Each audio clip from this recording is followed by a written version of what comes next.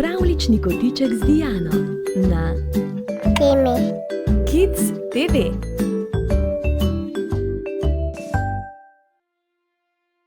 Dober večer, otroci. Danes se odpravimo na potovanje skupaj z vodo. Ali veste, da se voda nikoli ne ustavi?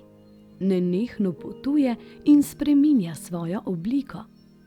Te zanima, od kod prihaja, kako in kam potuje? Potem prisluhni besedilu iz knjige Potovanje vode. Visoko v gorah se je začelo potovanje vode. Voda v oblakih se je spremenila v sneg. Poglej, kako sneži. Toda, ko se sneg stopi, se spet spremeni v vodo. In potem nastanejo majhni potočki. Vidiš, kako pritečejo z gora. Potočki nadaljujejo svojo živahno pot. Ali slišiš, kako voda pada s slapov?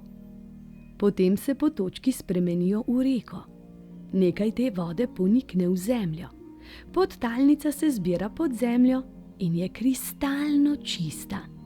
Poglej živali, ki živijo v gozdu.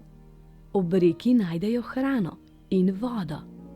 Zaloge vode pod zemljo postajajo vse večje. Ali prepoznaš živali ob rečnem bregu? Na podeželju majhna reka postaja vse večja. S svojo močjo izpodkoplje tla in ustvari strugo. Reka vedno znova naraste zaradi dežja. Poglej rastline in živali, ki živijo tukaj. Ob rečnem bregu je pokrajina bogata in rodovitna, kajti ob reki je namakanje zemlje enostavno. Reka teče naprej in postaja vse večja. Zdaj se bo pridružila drugi reki. Kaj se bo zgodilo? Reki sta se zlili v eno veliko reko, ki nadaljuje svojo dolgo pot. In končno priteče v morje.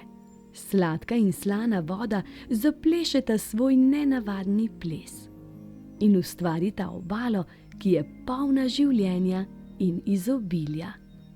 Na odprtem morju voda s pomočjo tokov nadaljuje svojo pot. Za mnoge prebivalce so skale in čeri edina pribežališča. Nenadoma zapiha veter. Kaj se dogaja na morju?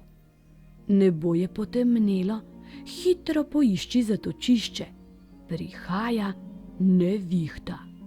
Voda teče naprej, zamrzne ali izhlapi in se vrne v oblake. In nikoli ne preneha svojega neverjetnega potovanja. Voda povsod prinaša življenje. Kadar se ozreš v nebo ali na zemljo, lahko opazuješ, kako potuje. Zdaj pa hitro zaprite oči, z mehko dekico se pokrite, zjutraj pa se spet k meni vrnite. Objem, polubček in sladke sanje.